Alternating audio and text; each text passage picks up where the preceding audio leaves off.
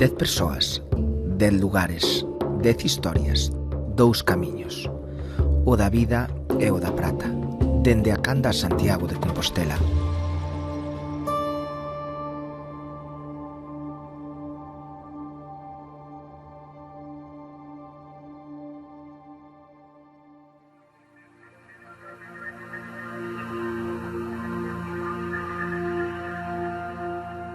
A min gustábame moito estar no albergue, porque doume pois alegría de ir traballar ali, porque eu iba contenta.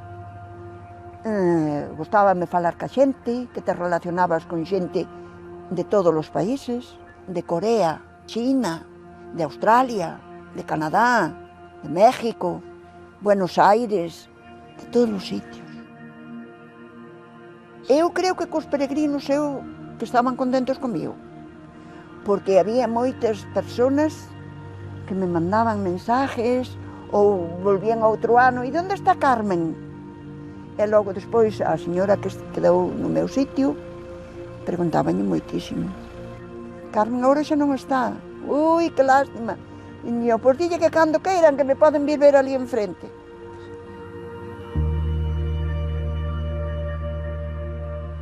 Acórdome un profesor estaba en Estados Unidos dando clases nun colegio viña todos os anos. Co colegio ese, cada ano traía a promoción que lle correspondía cada ano, e a min xa me conocía e dime: Carmen, donde andas? Era moi simpático. Agora xa hai anos que non o vexo.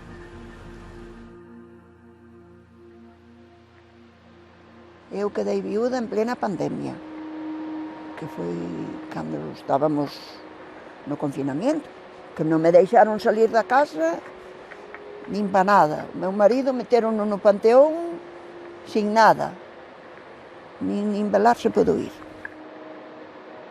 E non poderme despedir del foi tremendo.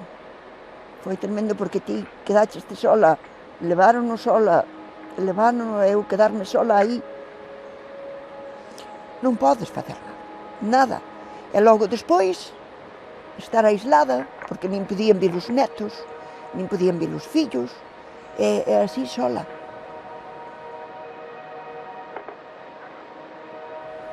Os primeiros 2 meses, 3, pois levaba mellor que agora.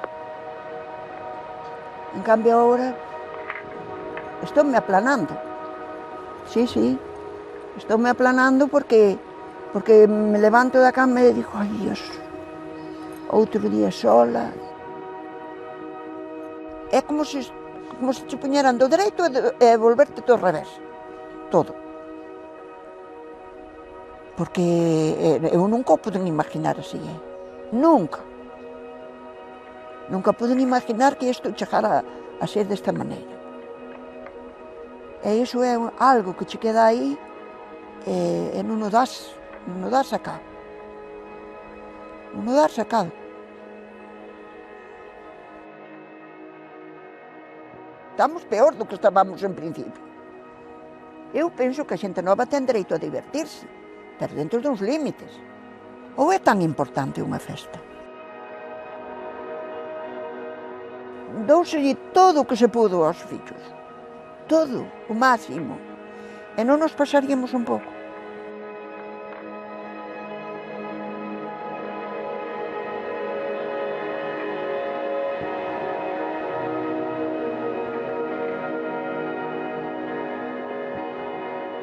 Resignarse. É o único que che queda. Non sei, se crees en algo, se eres católico ou crees, pedir por el. E se non crees, pois resignarse. Non che queda outra. Porque inda que te poñes a chorar, inda que te poñes como te poñes, non se che vai a solucionar nada. Eso acabouse. Non crees? Pois, éche así. O que sintes é unha impotencia tremenda, porque non podes facer nada.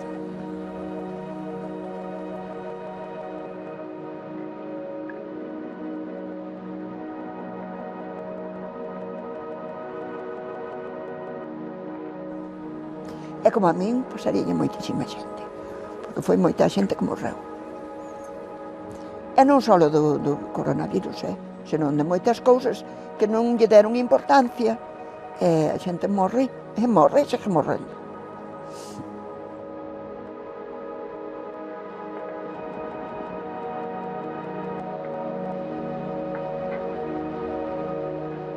Carmen, cando rematamos esta entrevista, o primeiro que fixen foi pedirche perdón. Volvo a facer. Perdón. Quedan moitos meses duros, pero tamén quedan moitas festas entre eses meses.